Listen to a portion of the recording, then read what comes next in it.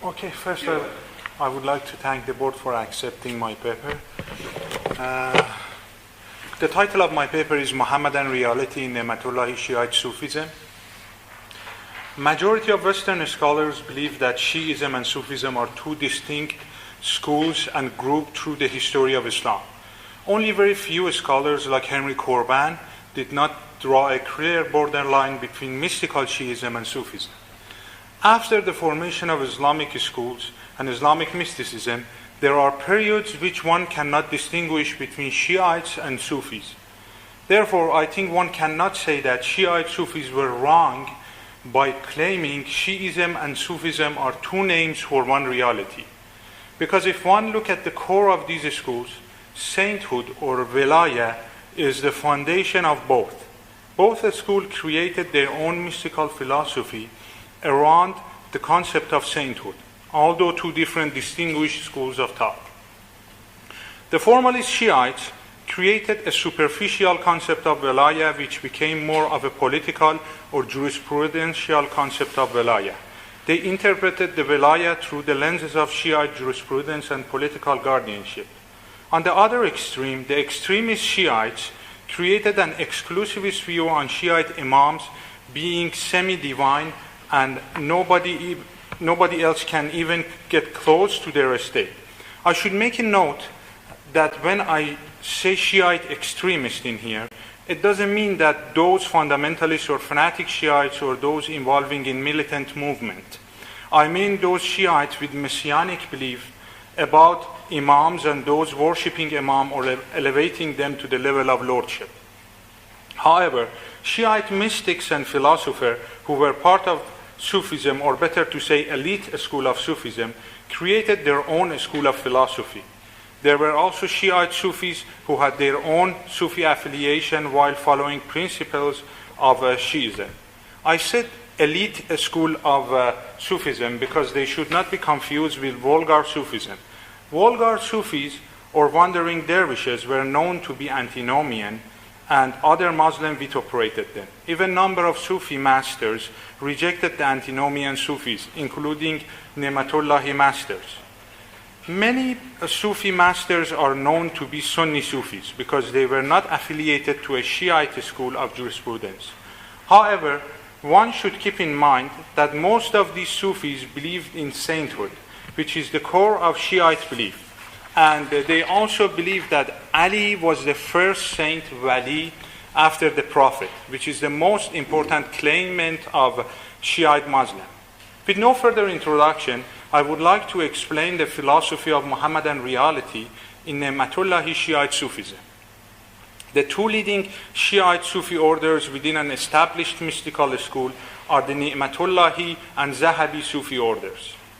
These two orders had much in common, as both of them highly emphasized the importance of following Islamic law and Shiite beliefs. They were known to be propagators of Akbarian philosophy in Persia. Akbarian philosophy is named after a 13th century Sufi philosopher Muḥyīddīn ibn al-Arabi, known as Sheikh al-Akbar, the greatest master. Ibn Arabi founded a philosophical school which became the dominant school of Sufism through the history of Islamic mysticism. This school is also known as the School of Unity of Being, and they believe that the essence of each creature are emanations from God. Therefore, the whole world is epiphany of God.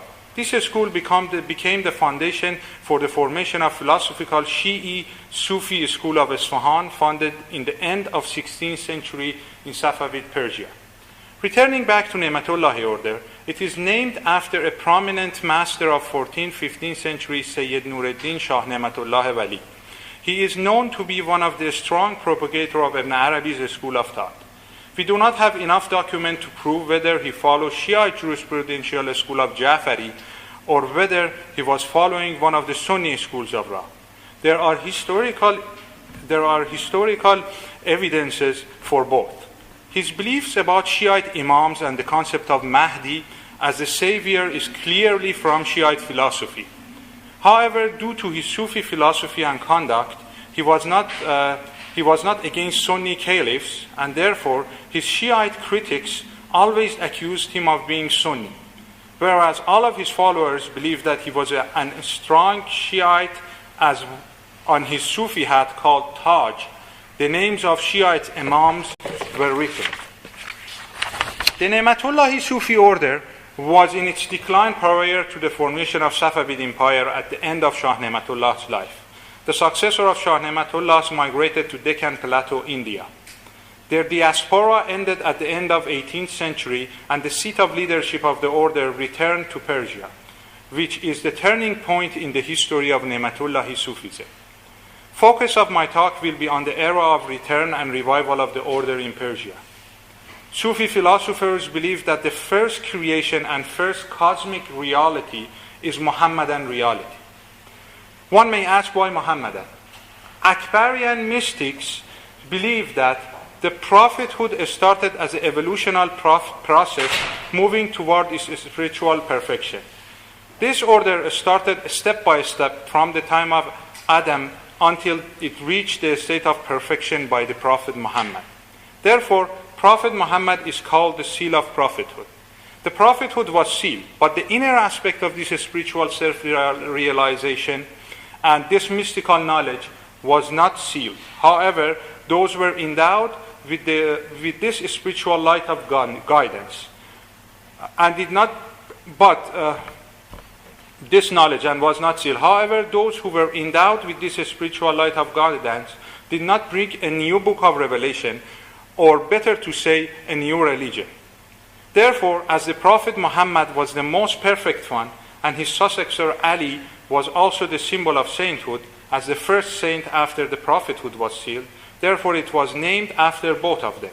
A 20th century Sufi philosopher, Mullah Sultan Muhammad Gonabadi, with the spiritual title of Sultan Ali Shah, whom the Gonabadi branch of Ni'matullāhī Sufism is named after, wrote a treatise on sainthood called Velayat Nameh. Mullah Sultan Muhammad states that Ali is one of the God's attributes, and also Velaya is an act of God, which is equivalent to God's attributes. And Ali is the first saint and also the perfect manifestation of Velaya during his time. Therefore, it is named after Ali, and it is called Alawiyat Ali, which I think the best translation for it is Alihood of Ali. And the Prophet Muhammad also, on his nocturnal journey to the divine presence, reached the most proximate station that no one reached it till that day, which Mullah Sultan Muhammad called it Muhammadan reality, Haqiqat Muhammadiyye, or Maqam Mashiach, the station of divine will. This should be mentioned that the Muhammadan reality or Muhammadan light is the first emanation from God. Therefore, although it is not God, but it is the most proximate manifestation of God, and it is the highest state that humanity can spiritually gain. The reality of all creatures is also emanation from this cosmic reality. Therefore, the essence of all creatures have divine reality in it. Mullah Sultan Muhammad in his Velayat Nameh states that the first act from the divinity was manifestation of the station of divine will called Muhammadan reality, which is a divine attributes. Ni'matullāhī Master and almost all of the followers of this school were extremely cautious that this philosophy never integrate itself into incarnationism and unification. Number of Shiite extremist groups who believed in divinity of the Imams were known to be either incarnationist or believing in divine unification. In monotheistic religions, God is the absolute pure being who did not rely on any other being. Therefore, there is no possibility of multiplicity and diversity in God. The divine essence is always separated from the realm of the first emanation, which is Muhammadan reality. Muhammadan reality in Ni'matullāhī Sufism is another plane of being, wujud, which is separated from the being of God, and is the plane of divine shadow, zillullah, and divine action, fi'lullah. The term shadow of God was first mentioned by Ibn Arabi. Ni'matullāhī masters used this metaphor to clarify that the creatures were manifestation of the shadow of God. However, the transcendence of God remained intact. Ni'matullāhī masters believed that God was existent in his essence, and all spiritual realities were generated by God. Some wrongly conceived that This resulted in pantheism. The divine emanation was like a ray of light from the sun, which at the same time did not have the same identity as the sun. Therefore, the essence of God, called Zat, was free and independent from the realm of divine shadows and actions. Whatever one conceived as being immutable and firmly unchangeable probably belonged to the divine essence and was inseparable from God. Mullah Sultan Muhammad Gonabadi states that the absolute being of God, which is the divine essence, is not perceivable as long as it is not manifested by divine action. Majzub Ali Shah, the great Ni'matullāhī master and philosopher of 19th century, went on to point out that all beings were contained and integrated in the ever-expanding being, Wujud Munbasit. He stated that there were other names for ever-expanding beings. Some called it Muhammadan reality, Haqiqat Muhammadiyya, and absolute sainthood. Majzub referred to verses of 156 of 7th chapter of Araf and of the Quran and reads, "My mercy extends to all things." From this verse, Majzub concluded that God's mercy, which extends to all things, was the ever-expanding being. He referred to the prayer of Kumail, which reads, "O God, beseech thee by thy mercy, which extends to all things." And he also referred to other traditional Shiite prayers. Ni'matullāhīs developed their own strong Shi'ite Sufi beliefs by amalgamation of Sufi philosophy and Shiite mystical philosophy. After the Safavid kings declared Shi'ism as the state religion of Persia in 16th century, Persian Sufis changed the expression of their belief, and every aspect of their practice and conduct was affected by Shi'ism, and the concept of imamology in particular became dominant. However, Shiite mystics, especially the follower of the school of Isfahan, tried to maintain their adherence to the philosophy of Akbarian school and reconcile it with Shiite theology. Even before the Safavid, mystic philosophers like Maysam al-Bahrani or Sayyid Haydar Amoli introduced the mystical philosophy of Akbarian school and assimilated it with Shiite theology. This process of reconciliation continued through the Qajar era in Persia until today. The Ni'matullāhī Sufis were already familiar with Akbarian theology from the time of Shah Ni'matullah and were known for their strong ties to the people of the house, Ahlul Bayt, who are the Imams of Shiites too. Ni'matullāhīs also followed the mystical instruction in major Sufi texts and created conformity between major Sufi themes and practices with Shiite culture. In Mirsad al-Ibad, one of the greatest compendium of Sufism, the author tries to demonstrate that the root of all Sufi practices are from Quran. The author of this treatise, Najmuddin Razi, 13th century Sufi master, also has emphasis on conforming the inner and outer aspect of religion. It heavily has influenced most of Sufis. Zikr is a name of a devotional act in Sufism, and it is most important practice in which short phrases or prayers are repeatedly recited silently within the mind or aloud. Najmuddin states that the Sufi zikr must be inculcated from a sheikh who is a possessor of sainthood, Sahib Belayat. The possessor of sainthood must have received this grace through a spiritual chain of Sufi saint. Majzub likewise emphasized the importance of having a master, to the extent of even claiming that the Prophet Moses needed a guide. The spiritual guides, according to Majzub, are possessors of sainthood and spiritual influence.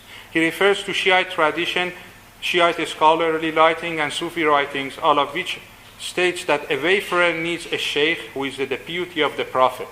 It is also notable that since number of Sufi practices are not known to the part of mainstream Shiite culture, when he discusses this subject, Majzub is careful not to distance himself from Shiite tradition, referring to Shiite prayers frequently. Majzub had a strong reason for believing that following the Sufi path requires the help of a pathfinder. There are trails and tribulation on the path, and the sheikh can move the wayfarer toward his goal. As he reaches a higher stage, a seeker may be dangerously waylaid by his own pride, and here the sheikh becomes his conscience. Not all the manifestations along the path are divine, and there is a need for a sheikh to interpret both sacred and profane experience. Majzub Ali Shah emphasized that one must receive zikr from a person who is permitted to do so through a spiritual chain or lineage that can be traced back to a Shi'ite Imam or a well-known companion of the Imam. A real Sheikh resides in the court of God and can lead the wayfarer to the majestic presence.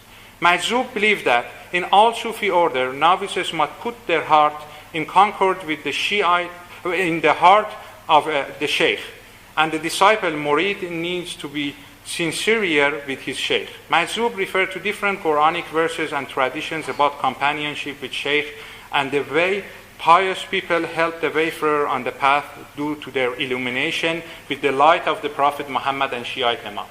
It is through the possessor of Shi'ite spiritual permission, the Sheikh, that the wayfarer can attain any spiritual degree. And by the grace of the life of the Prophet and Imams, his heart may be illuminated.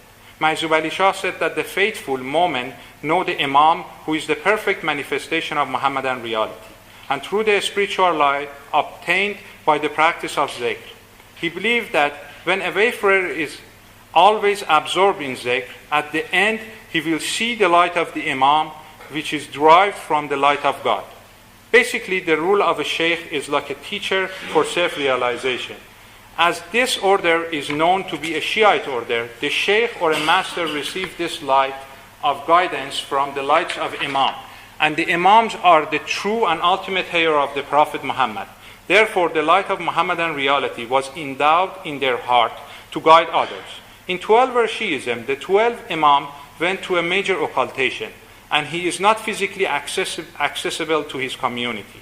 In mainstream Shi'ism, Shiite clerics, ulama, became leaders of the Shiite community. However, in Shi'ite Sufism, it is a different case. In Ni'matullāhī Shi'ite Sufism, they generally believe that the Shiite clerics are only responsible for exterior aspect of law. They also refer to the great Shiite philosopher of 17th century, Mullah Mohsen Faiz Kashani, that the legitimate clerics are those with divine faculty, and divine faculty can be gained through certain mystical practices by the direction of a spiritual guide, which is a Sufi master. To conclude, the role of a Sufi master in Ni'matullāhī order is much more important as they are endowed with Muhammadan reality. They believe that the Prophet and Shi'ite Imam are the perfect manifestation of Muhammadan reality. The Sufi master are the ones who become enlightened by the light of Shi'ite Imam, and they become reflection of the light of Imam, and through the light of the Imam they become luminous. These masters become the mirror of Imam and heirs of Muhammadan and Alawi path, while the 12 Imam is in occultation. Therefore, they believe that having a living master who is familiar with religious matter, spiritual gnosis, and also the issues existing in the society, will be able to instruct his disciple in accordance of time to continue the Muhammadan path and as the representative of Muhammadan reality. And as this reality was among those who were enlightened, therefore they are believed to be the heir of all prophets and saints, carrying this holy knowledge for the spiritual self-realization of humanity by spiritually instructing this luminous wisdom to their followers.